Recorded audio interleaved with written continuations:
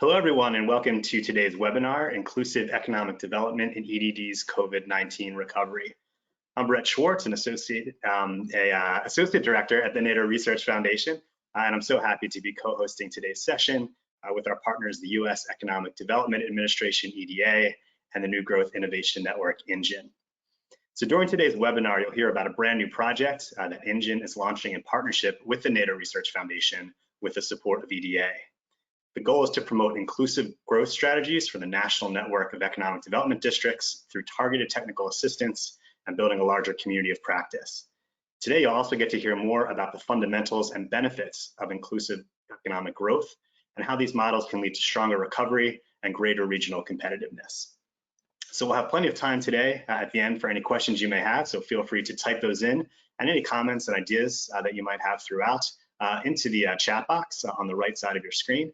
We'll try to get to as many of those as we can towards the end of our presentations. Also, we'll be recording today's webinar, and you'll receive an email tomorrow with a link to the recording as well as access to the slides. So let's get to it. I'm really glad today to be joined by Ryan Smith and Yasmina McCarty for today's session. We'll hear first from Ryan, who is the Research and National Technical Assistance Coordinator at EDA. Ryan will briefly share EDA's perspective on this project and talk about the value of inclusive economic growth and how it supports EDA's overall mission. After Ryan, I'm going to jump back in for a few quick poll questions I'll ask the audience just to kind of gauge where everybody is in the space. And then I'll turn it over to Yasmina, who is the CEO and president of the New Growth Innovation Network. Yasmina brings a wealth of knowledge and experience to this project with a background in entrepreneurship, microfinance, and tech. So with that, let's turn things over to Ryan to get a perspective from EDA. So Ryan, as always, glad to have you with us. Hey, everybody. Thank you. Thanks for having me, Brett. It's really, really good to be here. I'm very excited about this project. I think you did a great job setting it up. I am the Research and National Technical Assistance Coordinator for EDA. We have a small group of us that work at EDA headquarters, and we have a number of projects that we have going on at any given point in time.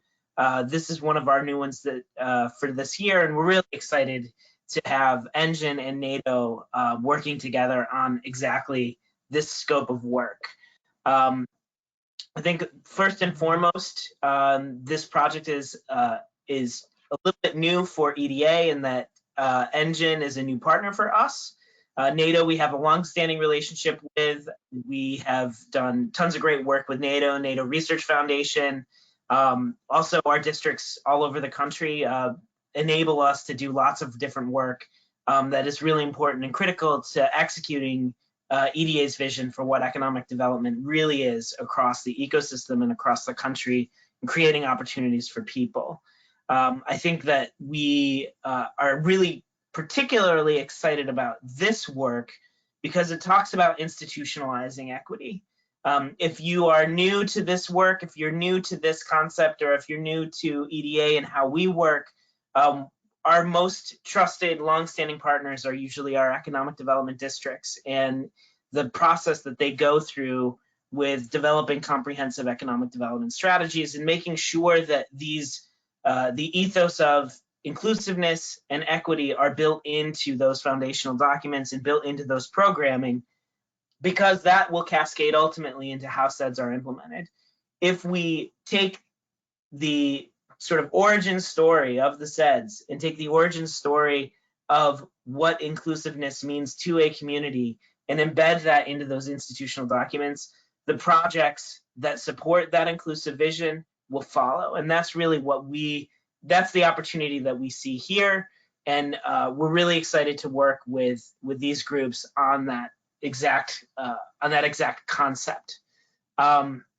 So first and foremost, this project is funded using CARES Act funds. So we consider this to be a research and national technical assistance project, but it's actually it's using a specific funding source from last year, the CARES Act, which you're probably familiar with. You've probably heard about it. In response to economic injury as a result of coronavirus and to recover from the impacts of coronavirus. And so we're excited about that. That's a little bit of a different branding for us. that's new. And so using that funding stream and using those funds as a way to embed this kind of an equity focus into those documents is really important for us. So before we get too much into the conversation, I just want to say, personally, Brett, we really value the work that you do at NADO. This is something that is really important to us and an important relationship for how we do our work throughout the economic development ecosystem. And Yasmina, we're really excited to welcome you and your team and your organization into this fold and into this work, and really excited to learn what we can from you about all of this. So thanks for the opportunity to talk for a couple of minutes. Thanks for coming to us with this project idea. We're very excited about all of it, and just wanted to say thank you. Well, thank you, Ryan. Really appreciate that for your remarks now, and more importantly, for you and EDA's belief in the importance of this work and the value of this work. We're really thrilled to be a part of it and continue our partnership with you. So thanks so much for that. I know you're going to stick around for the rest of the presentation, maybe field some questions at the end as well. So again, many thanks to EDA for letting us have a platform to do this work. So with that, as promised, I'm going to do two quick poll questions just to get a chance and a feel for where you as the audience are with this work. So let's try to launch the first poll here. And this one, let's pull this one up.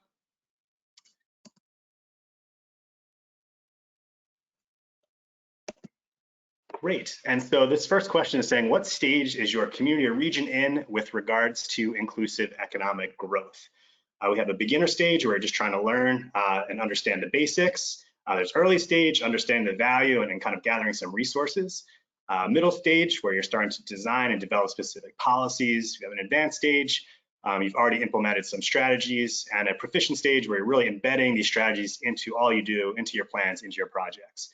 Just as a caveat, this is not any sort of formal spectrum that we have here. It's really just a way to kind of gauge where everybody is kind of in this space right now. So take a moment or two to let us know where you fall along this spectrum. And I'll close this poll out in about 5 seconds. And closing in 1, 2, 3, 4, 5. And let's share it with the group. Great, so it looks like we're kind of across the spectrum here. Looks like the majority are kind of in that early stage where you're really kind of understanding the value of equity, inclusive economic development, and you're starting to kind of gauge some of those resources and gather them. We have some folks in the middle stage and advanced as well, and some beginners. No one yet proficient, and that's totally understandable, and that's why we're doing this work with the goal is for us trying to move in that direction as we're learning more. So great to see that we've got kind of a diverse group of experiences on the call today, and love to hear kind of your experiences with this work during the webinar and then following up with us afterwards. Great, so let's jump in. We've got one other quick question here before we move on to the presentations. And let's see if I can launch that. Great, and this question is asking what challenges are facing your community or region in taking the next steps to inclusive economic growth. So check all that apply. I'm sure there are more. These are just kind of 4 that kind of came to mind. A lack of commitment within the community and or leadership to this work, a lack of usable data or analytical tools, a lack of understanding on how to design inclusive strategies, and a lack of resources to implement these programs and policies. So again, just click all that may apply to you.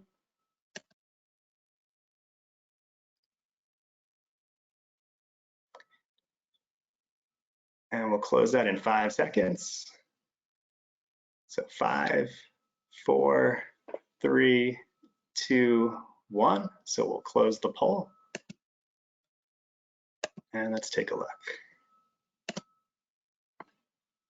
Okay, so it looks like the 2 biggest challenges are a lack of understanding on how to design inclusive strategies and resources to implement those programs and policies. So I guess the good news from this poll is that those last two are really areas that we're hoping to address through this project about how to design these inclusive strategies and embed them and utilize resources across federal, state, and local partners to implement. So there's that. It looks like also across the board, a challenge with commitment and buy-in and leadership, and that's something that we could discuss today as well a bit on the call, is how you can engage your partners and local leaders and elected officials for the importance of this work. And of course, as with everything, data and analytical tools are always an issue to be able to make sure that we're making decisions based on accurate statistics, demographics, and other information. So thanks again for taking this poll with us. This is really helpful to kind of for us to see, and hopefully for all of you to see some of the challenges that are out there as well working in this space. So with that, let's see, let's pull this back up.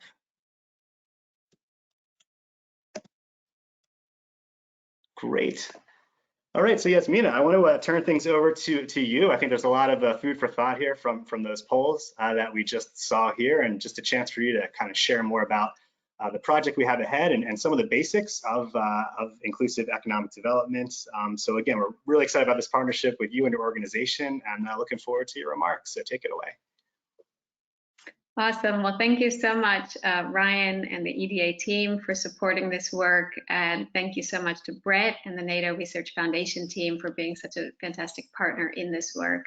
That poll is fantastic, and I wish I could see all the faces on this call, which I can't, but we have had the chance to look at the registration list and the geographic diversity of attendees today. And it's just fantastic to see those cities, metros, counties, and regions which are represented. So we thank you for the time and commitment you're making today. And thank you so much for sharing candidly some of the challenges you face in your work. I hope to be able to do two things with this presentation. The first is to really give you a clear sense of the project, what it offers, and how you can get involved. The second is to try and provide a better understanding of what is inclusive economic growth. It's one of those terms that's become very popular right now, but from what it means to what does it actually mean in my community and what can I personally do about it is a little bit of a step still. And so we'll try and provide some broad information frameworks for inclusive economic growth. Before I do that, let me just introduce our organization for those of you who don't know us. As Brett said, it's New Growth Innovation Network, although we often go by our acronym, which sounds like a car engine.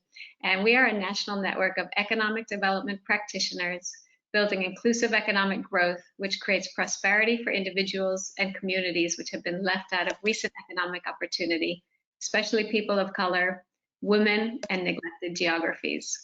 And so throughout the course of this presentation, you'll hear me use the word inclusive or inclusion. And these are really the three groups that we focus on, people and communities of color, women, and neglected or undervalued geographies.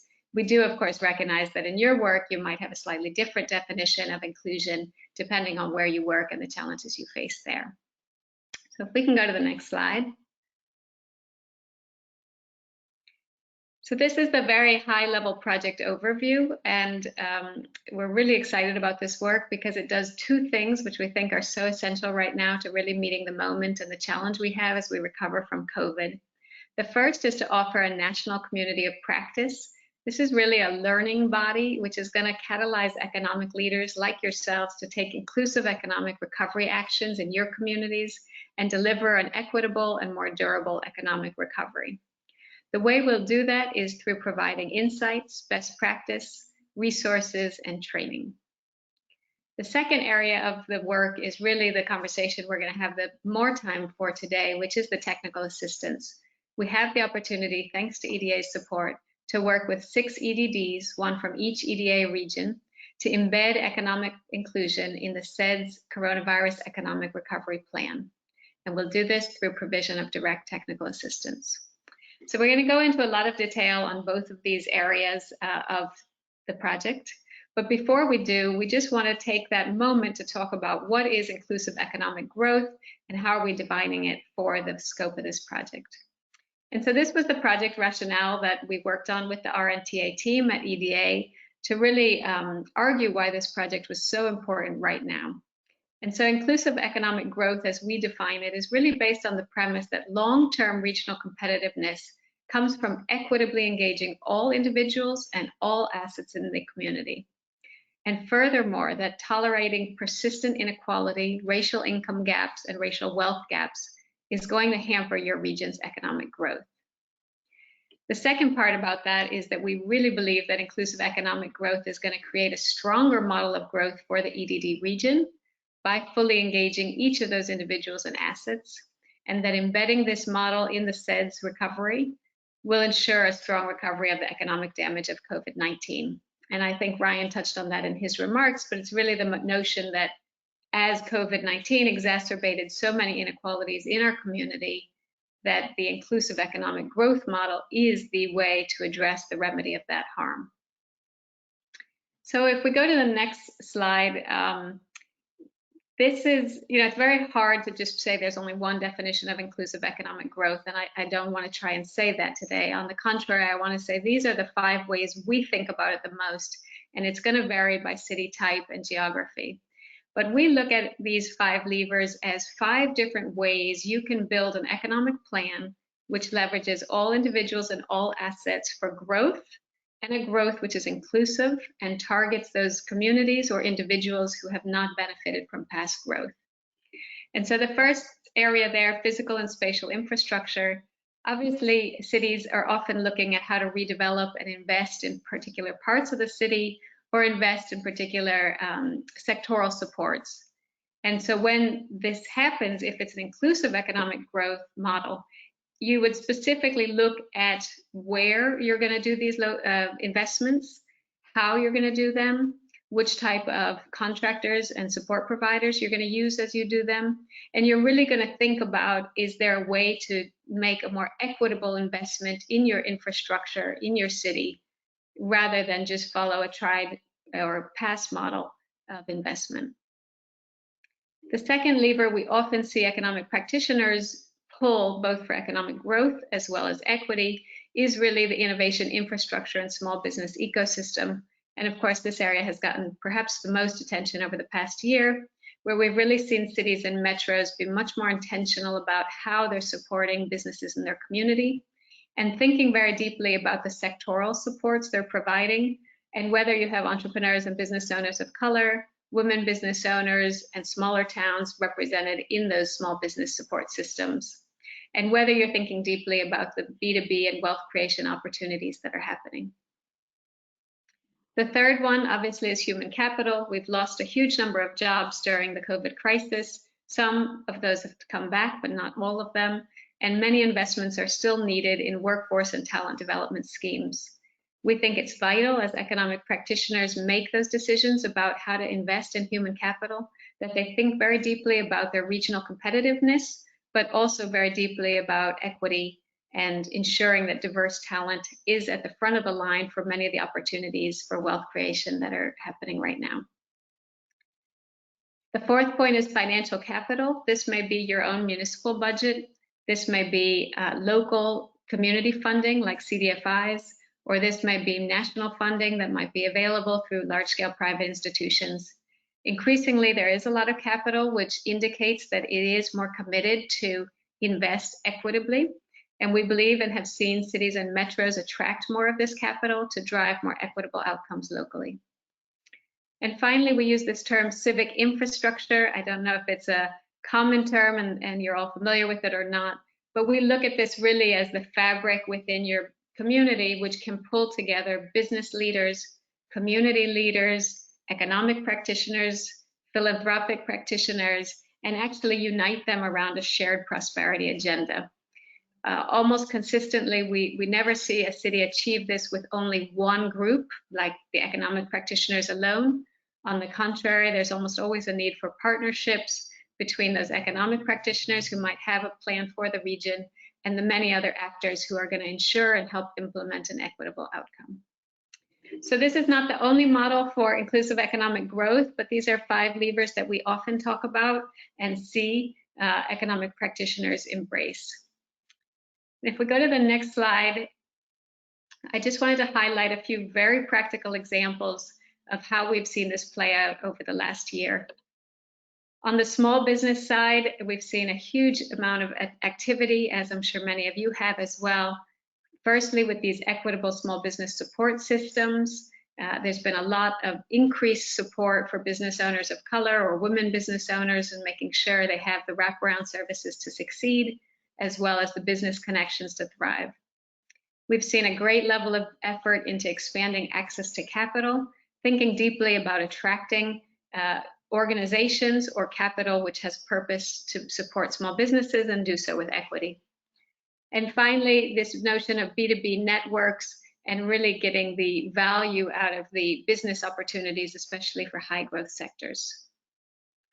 On the workforce side, of course, unsurprisingly, there's also been a big push to supporting diverse talent, but really trying to think about that for the high growth wealth generation opportunities, rather than just simply getting people back to work, even if it's not a great opportunity. And so we see folks who are focused on inclusive economic growth really being thoughtful about linking workforce to regional economic growth strategies.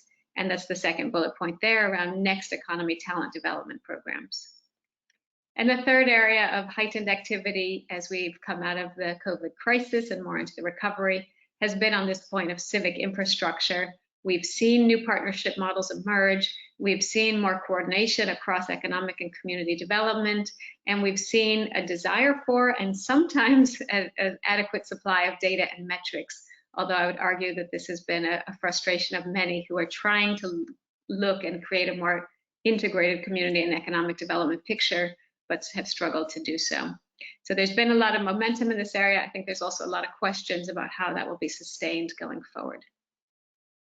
So I hope with those slides, we've been able to give a little bit of an overview of our approach and thinking and definition of inclusive economic growth. But of course, to reiterate, it does vary by city and by region, and it does need to be adjusted, of course, to the exact reality of that community. And so I welcome more questions on that at the end. And this is the final slide, which is a very detailed slide. I probably won't read each of these, but these give some really tangible examples of actions that an EDD might take to demonstrate a commitment to both growth and equity. And so it shows you, this is quite skewed toward kind of small business and sectoral investment, but it shows you a number of examples of how an EDD might continue to do what it was already doing, which is the growth side, but now be much more intentional about who's benefiting from that growth and how to make sure entrepreneurs and talent from communities of color, women, or from neglected geographies are well prepared and well supported to take advantage of those growth opportunities, which of course will enhance the overall GDP growth of that region while also tackling inequities.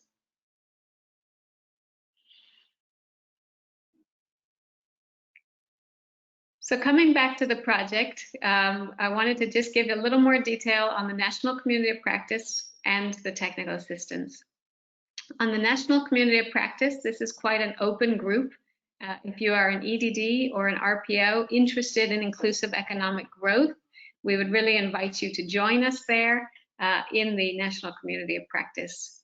How will it actually work? There will be passive ways of engaging, like blog posts or webinars, where you can just be a participant and take information from the overall effort.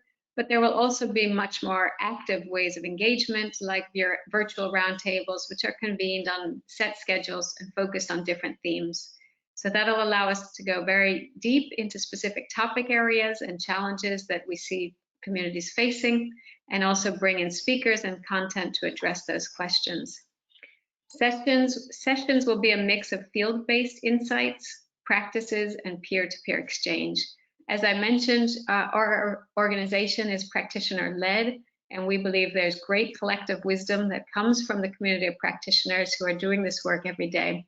And so this community of practice will not be top-down, lots of expert speakers coming from outside, but rather really uplifting some of the stories and experiences that our community leaders, many of you on the phone today, are experiencing in your communities, and then we'll bring in some outside knowledge as valuable. The outputs of this work will be a best practice resource guide, a training on how to integrate economic inclusion for coronavirus recovery into SEDS, and a final report which synthesizes all the project insights and findings. And so just on this specific area, if this sounds interesting and this is something you're interested in, we invite you to join us.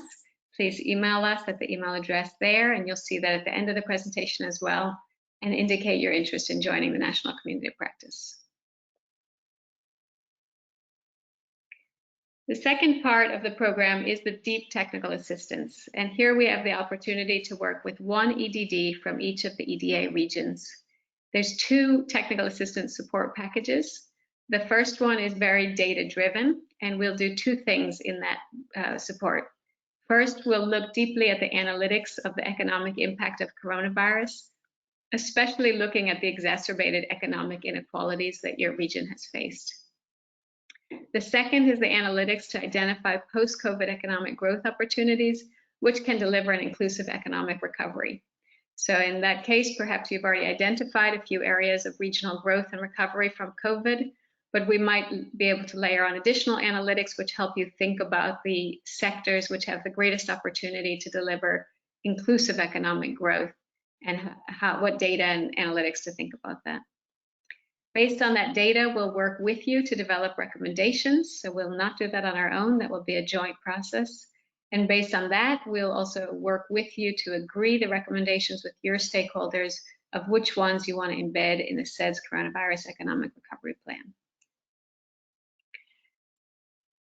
The second technical assistance support package is going to provide the assistance to actually take action on these. So you have the data, you have the recommendations, you have agreement with your stakeholders of what you want to do about it.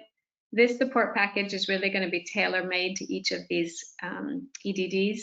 And you could decide that you'd want to build greater capacity internally as an organization to implement recommendations, or that you'd like to build external organizational linkages to actually implement the recommendations. We very much want to support the EDD all the way to the point of taking action. So it's not the case that we want to just end with the project plan, but we really want to make sure the leaders at the EDD have the support they need through insights, best practices, and resources to drive change in their community.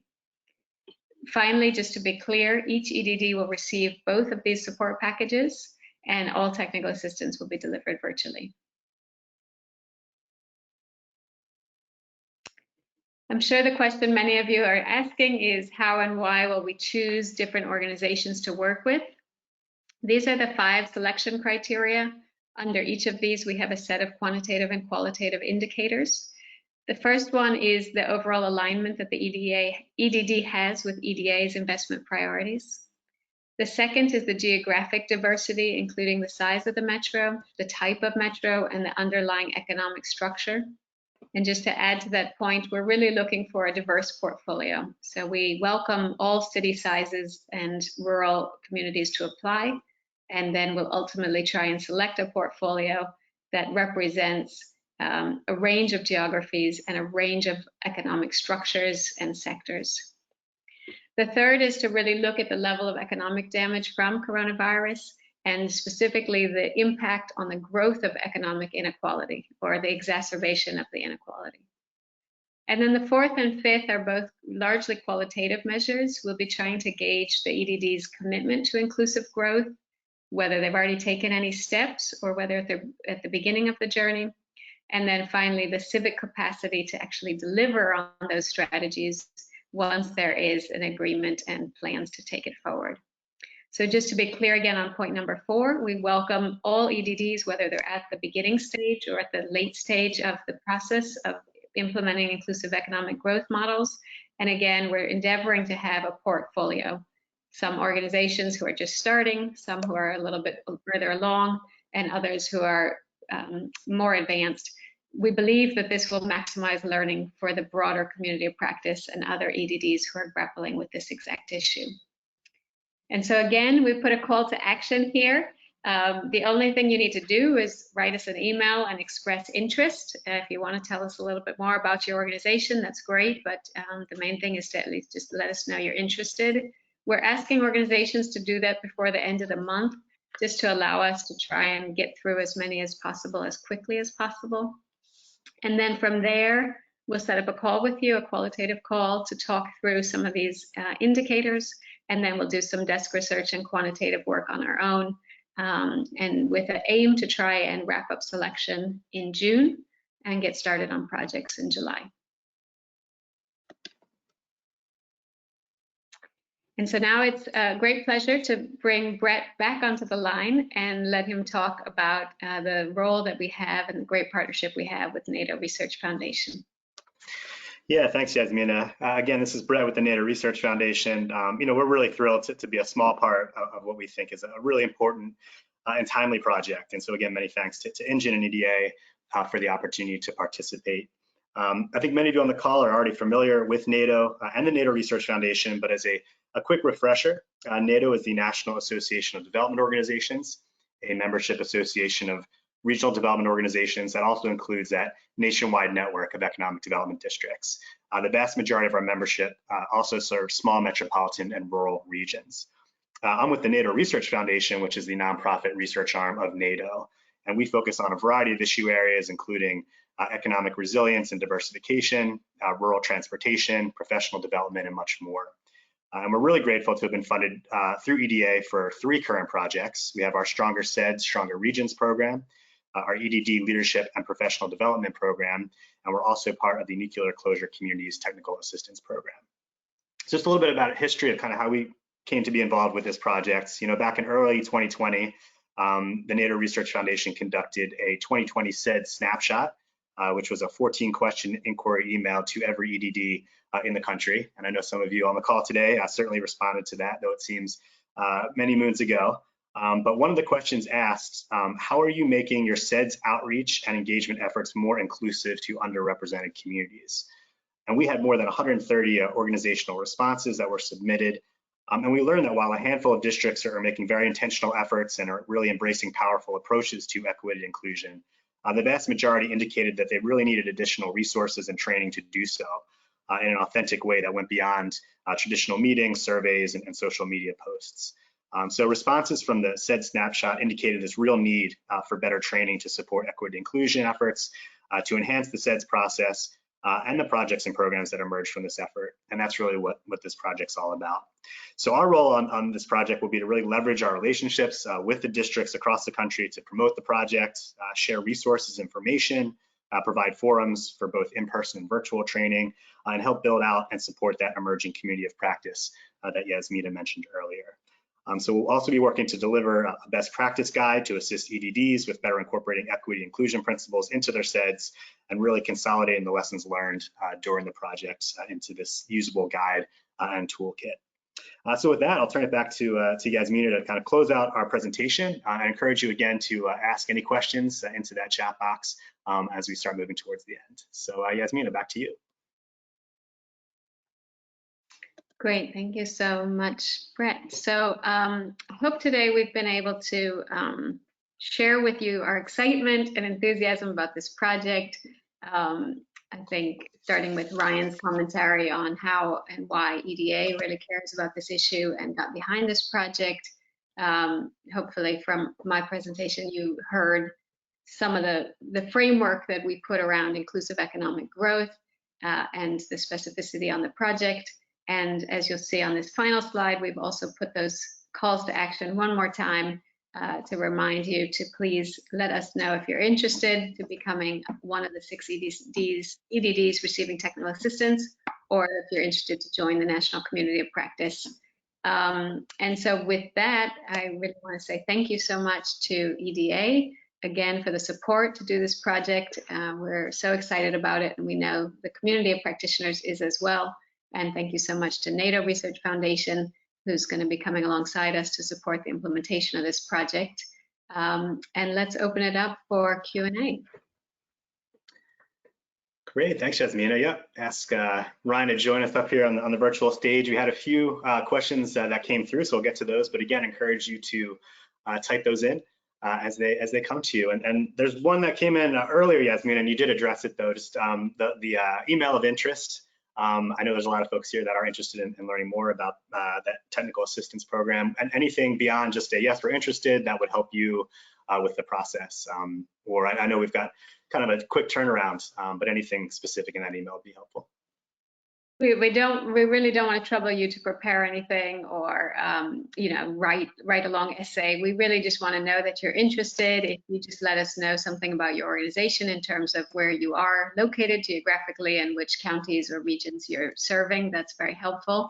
But the rest we'll do over a phone call. So just simply introduce yourself and let us know you're interested. We'll then set up a call and basically just go through those 5 categories we had on the screen. So we'll ask you a little bit about, what was your situation like before COVID? When did you start thinking about inclusive economic growth? How long has this been a part of your plans? We'll ask you about partnerships that you have in your community, and just better get to know your organization and its activities. So no, just a simple email is perfect, and that's enough, and we'll come straight back to you to propose and schedule a call. Great. Thanks, Yasmina. Good. We've got some questions coming through, so let me get to them. There's 2 here that I want to kind of maybe package together because it's really about kind of eligibility to participate. So the first question is the National Community of Practice open to counties that are not part of an EDD?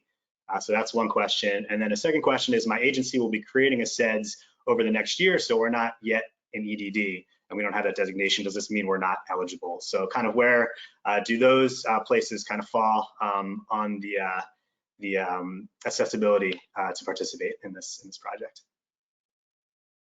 I can start by answering, but I'd love Ryan to come in as well. We did call out, that kind of not everyone is an EDD. So certainly with the National Community of Practice, there is that openness. So please do let us know. With the 6 organizations that do receive technical assistance, we need this work to kind of have a place to land, and the SEDS is a very important part of that. So if the SEDS is in process, I think that probably is still workable. If there's no SEDS or your organization has never developed one, that's obviously a little bit more difficult. But yes, we do understand that there's diversity in organization types and structures. And so we have that little bit of flexibility to try and accommodate and work with it, provided we have some level of confidence that there's implementation and ability to take actions when the project is done. I'm going to stop there and see if Ryan would like to nuance that any further. Yeah, I think that's a great response, and I think that's exactly really what we're hoping to surface from all of this. If you're not a SEDS but you don't have a SEDS currently but you want to develop one, we want to hear that. If you're not a district but you want to become one, we absolutely want to hear that. So this is a really good lens, both to understand what's happening in the ecosystem and also to understand that institutions matter. And that having a structure in place that is going to allow for further success, further implementation dollars, and the importance of being engaged in those systems along with EDA, along with your district, along with your county, along with your state and your EDA region. We want to see all of those things cascade into each other and reinforce those goals in ways that are mutually supportive. So we absolutely want to hear from you. We absolutely want to know what that situation is, but we're going to have to sort of take it on a case-by-case basis. But we're anxious to see this work being adopted as broadly as possible and as applicable as possible. And so that community of practice component is something that we're going to be following really closely.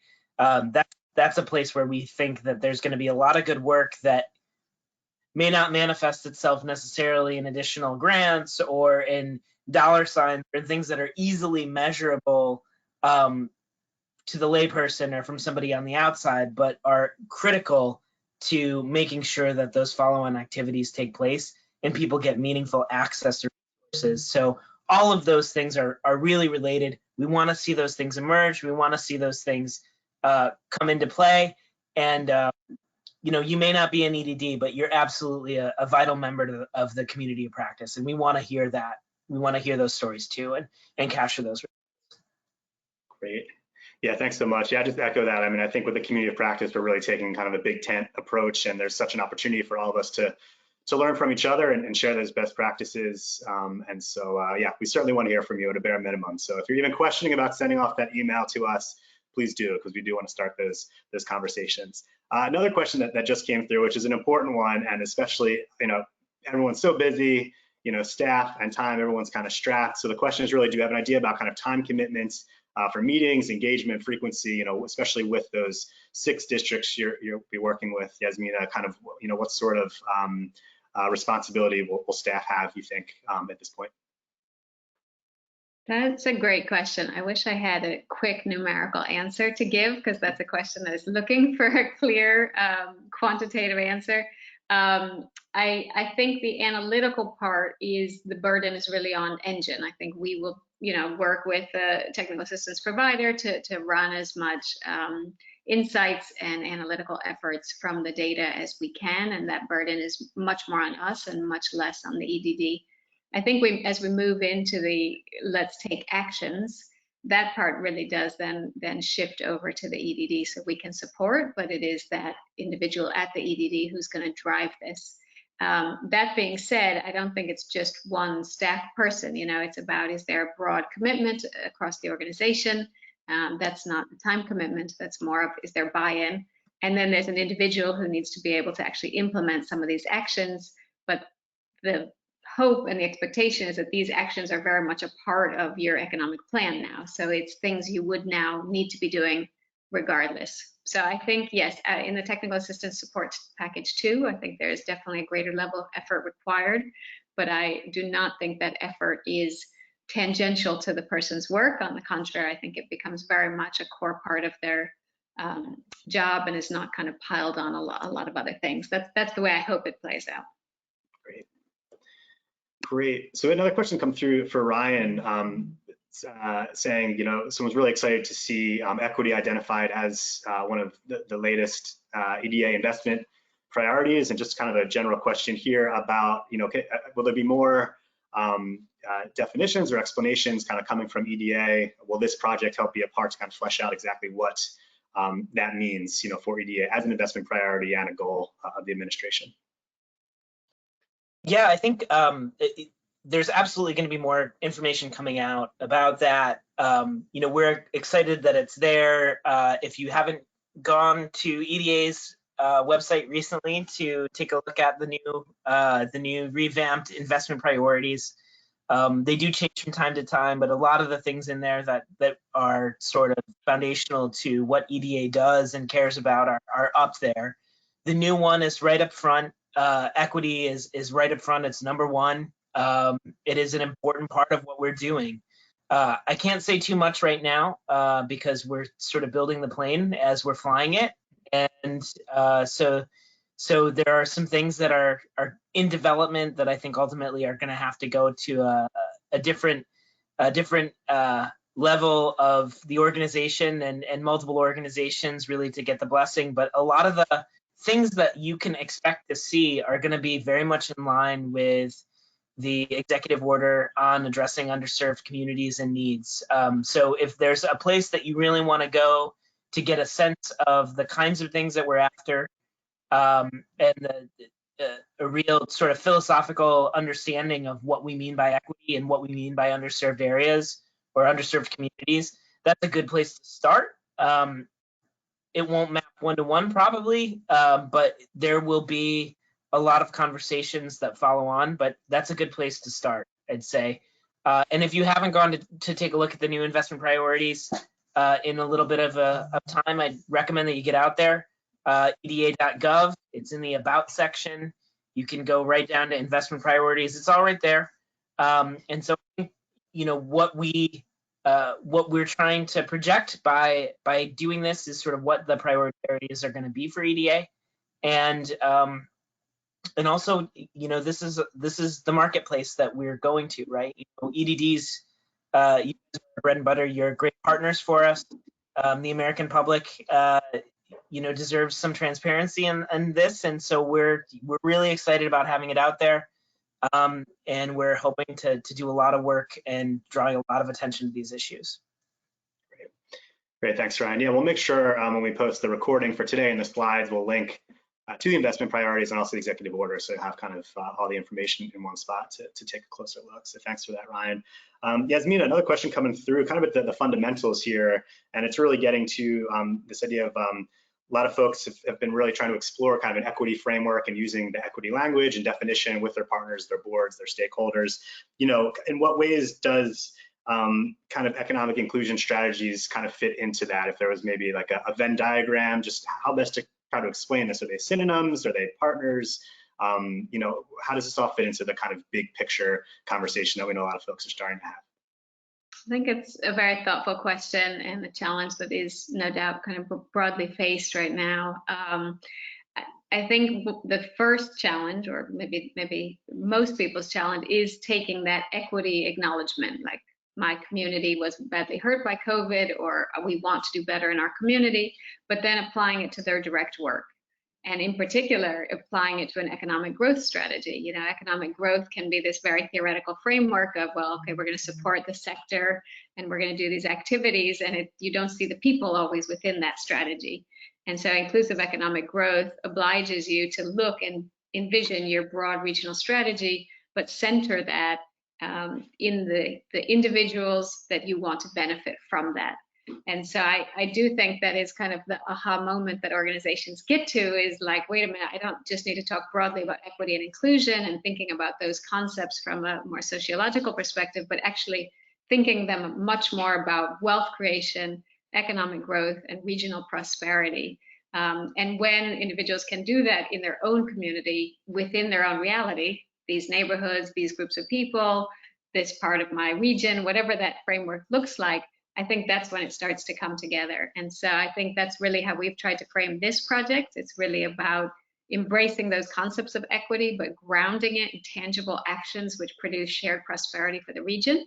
And that's very much our definition of inclusive economic growth. And we hope that that helps more organizations also take those first steps in their area as well. Absolutely, yeah. I mean, we were having a conversation just the other day about this, is kind of moving from, you know, this idea of understanding, these conversations and reflections that so many of us are having personally and organizationally, and then moving that into action, into strategy, into implementation. And that's really, I think, what the goal of this effort is. And again, we know this is much bigger than this project, and that's really why this community of practice is for us to kind of learn and listen from each other across the country with what's working, certainly. So really helpful, Yasmina. And a similar question, I guess, kind of on that just came through, is about partnerships that NGIN has as an organization with other national organizations that are working on these issues or promoting them, how you plan to leverage them through this project, or get that information out, or take that information and share it with this group. Yeah, absolutely. I think we touched on that when an organization does, an EDD in particular, when they do pursue inclusive economic growth, they usually need to bring more partners around the table. And those can often be partners they've never had to work with closely. They probably know of each other, but not our close partner organizations.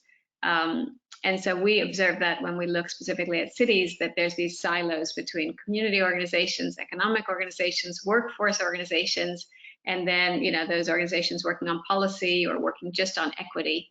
And so you don't have so many organizations which cut across all of those. And so NGIN has been very much at the center of that, and does try and pull in partners as needed. And so according to the EDD's needs, we'll be able to pull in just really deep expertise on economic growth strategies with an inclusion angle, or very deep equity organizations with some understanding of economics, or community dimensions, or workforce. And so we're really going to adjust according to how the EDD and where the EDD wants to go. But yes, just to acknowledge that the silos are very strong, but inclusive economic growth models are pretty impossible to do on your own. And so NGIN will be trying to support organizations locally build that local partnership model that's going to work for them. Wonderful. Great. So a question here coming in for Ryan, I think. It's just asking about the involvement of the EDA regional offices in this effort. And I guess we could interpret that to mean both larger EDA's mission towards equity, but also their kind of involvements in this project. So any reflections on how the regional offices will play a role? Yeah, that's a good distinction. Number one, EDA does a lot of its programming through its regional offices. Not all of its programming goes through its regional offices, but the regional offices, EDA, and there are 6 of them, they all have a little bit of their own sort of identity, and so we expect that each of those regional offices will do some of the things their own way, but we do have a high expectation that a lot of them are going to be hyper engaged on this kind of work.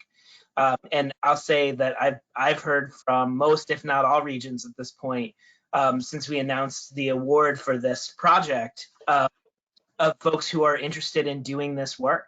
So, as Yasmina talked a little bit about, we're expecting to do the in-depth TA that NGIN will select the communities that they end up working with. That probably will be one per region. That will probably reflect EDA's sort of regional boundaries. And so I think that from a micro perspective, there's going to be at least one in-depth project that's going on within a region. Those people will then be working with their regional office colleagues. They'll be talking there. There will be sort of that level of community practice. And then there will also be some national coordination. So I expect this project will have the elements that sort of cascade up into that community of practice that, I sort of expect that there will be a lot of overlap, but I do expect that there will be sort of a mirror community of practice going on throughout EDA at the same time that this work is happening throughout communities everywhere. And then in terms of equity, and equity is an investment priority. And so when projects are coming into EDA and they're being evaluated competitively, we're going to expect to see competitive projects viewed through that lens. We would expect to see that. I can't give you too much direction. I'd say that there's a lot of that direction that is above my pay grade, certainly above my rank, but it's not too much of a leap to go from, this is the #1 investment priority as listed on the new investment priorities, and some expectation that it should be addressed in competitive applications. Great.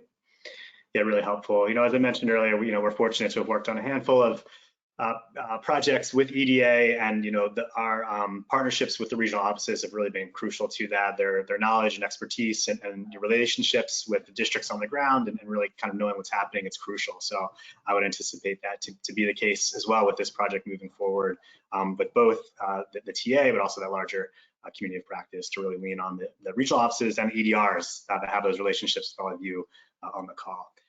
Great. Another question that came through. It's a long one, but I do want to read it word for word because it is interesting. It brings up a couple kind of topics and themes. So the question says, one of the qualifying factors for the TA assistance is EDD's commitment to inclusive growth as a remedy for COVID damage. So the question is saying, I'm wondering if this refers to the EDD organizations or a more generalized sense of the region. My thought is that I'm very committed to inclusivity and diversity, but have faced pushback in the region, which makes me know it's even more important to do this work. But I'm wondering, could this be part of the technical assistance? Would this make us not well qualified? So it's kind of interesting, this commitment. You can have this internal organizational and staff-wide commitments, but some pushback from other areas of that. Yasmina, kind of how are you kind of gauging where the interest lies and what the needs are? And is that issue that this question raises about addressing messaging and communications and buy-in and really the value of this, is that part of this kind of package as well? There's something we discussed quite a bit on our team at NGIN, which is the relationship between commitment and capacity. And at some point, commitment can only advance when capacity is also there, because the first words or the first statement of intent must be followed up with the support to actually deliver on that commitment. And so it sounds like the individual there is describing not a community that's opposed to it, but a community that may not have the full capacity or the ability to take action on a broader commitment. And so I think what we'd want to see kind of unequivocally is that the EDD is interested and willing and able to commit to this so that, the technical assistance will actually land. But do we expect that there's full adoption across the community or the region? Definitely not, because I think most people are in that stage of saying, well, what does it mean? What actions am I going to need to take? What budget implications is it going to have? And before you answer those questions, some folks understandably are not ready to make commitment. So certainly at the EDD level, we need to know that the organization is willing to do this work and that we don't have to persuade them on a weekly basis to do this work. But within the region, we do absolutely expect varying levels of commitment, and that this project would provide that capacity to bring folks around the table to talk about what's holding back deeper commitment and provide capacity to enable that. Great. Okay, Ryan, any thoughts as well on capacity, commitment, and regional engagement? I thought that was a beautiful framing. I think that that's exactly what we're looking for. Perfect. Great. So it looks like we're kind of pushing up to the end of the hour here too. But I just wanted to give Yasmina and Ryan just a chance for kind of any final kind of reflections. Of course, we all have that call to action, so to reach out by the end of the month to show your interest as well. But just any kind of final thoughts on this really great discussion with you, really great questions that came through from the audience, which is encouraging and inspiring to see. But just any kind of final thoughts as we're wrapping up for today. I think the opportunity of this project is immense. I think to have a backer like EDA, to have a partner like NADO, who's so deeply entrenched and understands that municipal structures and what it takes to drive change, coupled with an organization like ourselves who cares so deeply about this issue and can bring partners to support that. It's a really unique opportunity. It's one we're excited about. I feel like I'm going to say that every month we do it because it is exciting and it's going to show so many other cities and regions what's possible. And so I again thank the folks that have dialed in, joined us, and given such great questions, and really just really excited about being able to lift up this work and get that knowledge out there to the community of practice. And so with that, I think I'll just say a big thank you to both Ryan and Brett.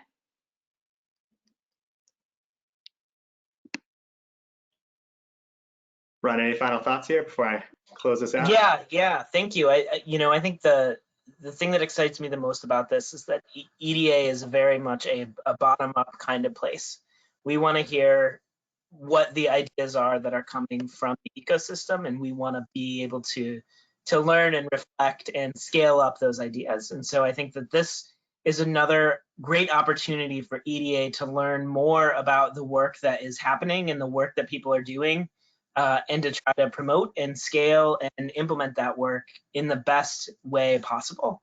And so I think we're lucky to have committed partners. We're lucky to have such smart people working on this issue. And I'm personally really excited about all of the learning that's going to come from this. And we want to hear from you. We want to hear from your ideas.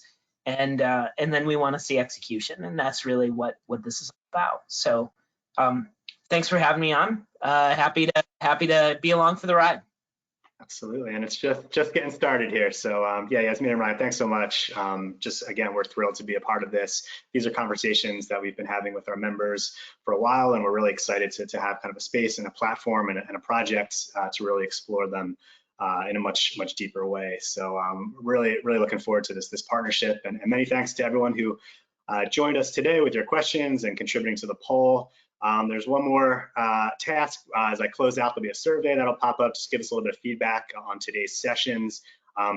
Maybe share a little bit more information about what you clicked on the poll earlier to let us kind of know where you are in this space, what your needs are, what your challenges are. And then, of course, to reach out via email by the end of the month to show your interest in taking things further. But yeah, keep an eye out through all of our social media platforms and websites. We're going to start building this out too. Of course, this webinar and the slides will be made available, and you should get those by tomorrow, and they'll be posted online to share with your colleagues and partners. So with that, again, thanks to Yasmina, Ryan, EDA, NGIN, the whole team, everybody that's here. We're just getting started. We're really excited. I hope that enthusiasm really came through today, if nothing else, about the time and the importance and the value of this work that all of you are doing. And we just see ourselves as helping to facilitate that, because at the end of the day, it's the districts really driving this work on the ground. So with that, we'll close out. Hope everyone else has a great rest of the day. We'll be in touch. And thanks again. So have a good one, everyone. Thank you. All right, take care.